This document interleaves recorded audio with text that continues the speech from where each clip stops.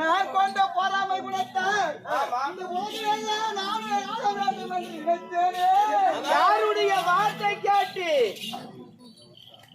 மாமா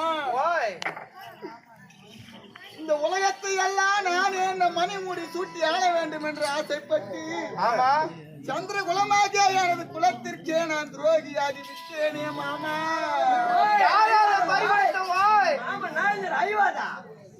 அது மட்டுமா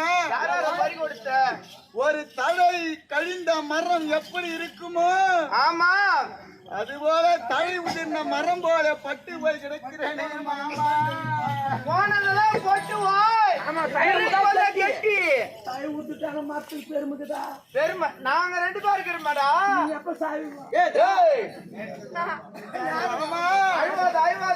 இந்த 17 நாள் சண்டை வரைக்கும் என்னுடைய என்னென்ன இழந்தேன் தெரியுமா? என்னென்ன சல்லாமோ உள்ளாமோ எல்லாமோ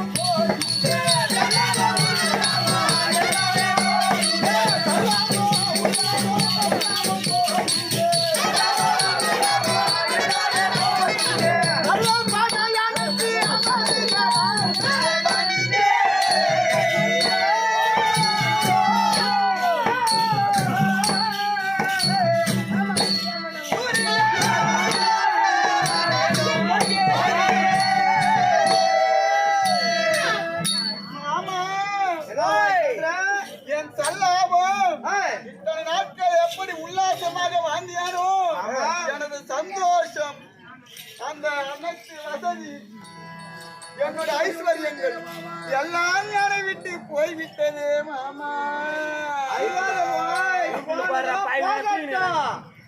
இருப்பதை வைத்து சிறப்புடன் வாழ்வாய். அது மட்டுமா என்னை நம்பியா இருந்தார்களே ஏன் தாமாயோ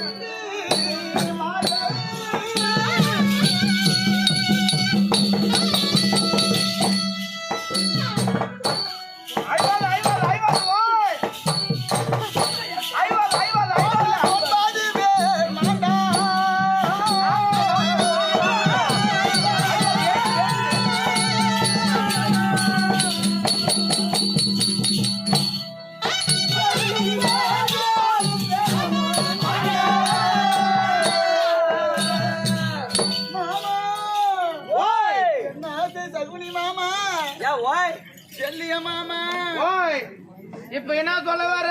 யாரு மாண்டது?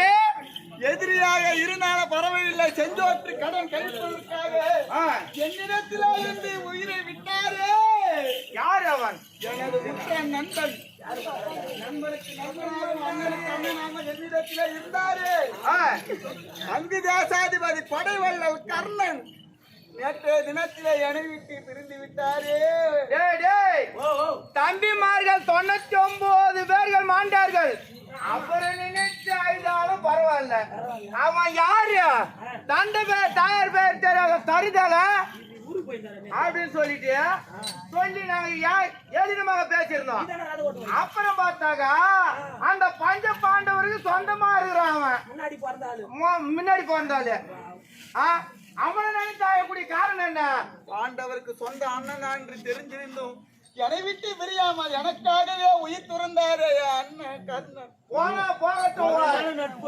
அது மட்டுமா என்னை சின்ன வயதிலிருந்து என்னை தூக்கி வளர்த்த என் பாட்டனார் பீஷ்மாச்சாரி அம்புபடிக்கிலே தள்ளிவிட்டாரு.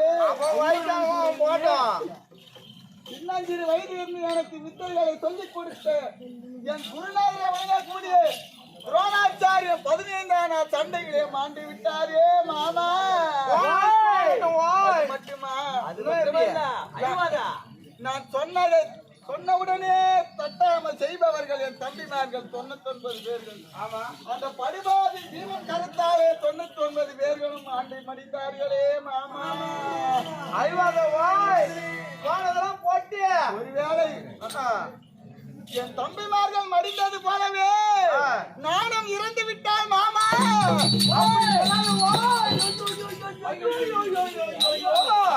என் மருங்க ஐவர்த்தி என் கண்ணுல தண்ணி வருத்துறாடே. நான் இருக்கிற வரைக்கும் உன்னை விட மாட்டேன். ஓய் இறந்து விட்டால் அப்படி சொல்லாத. அண்ணாயா தந்தையோ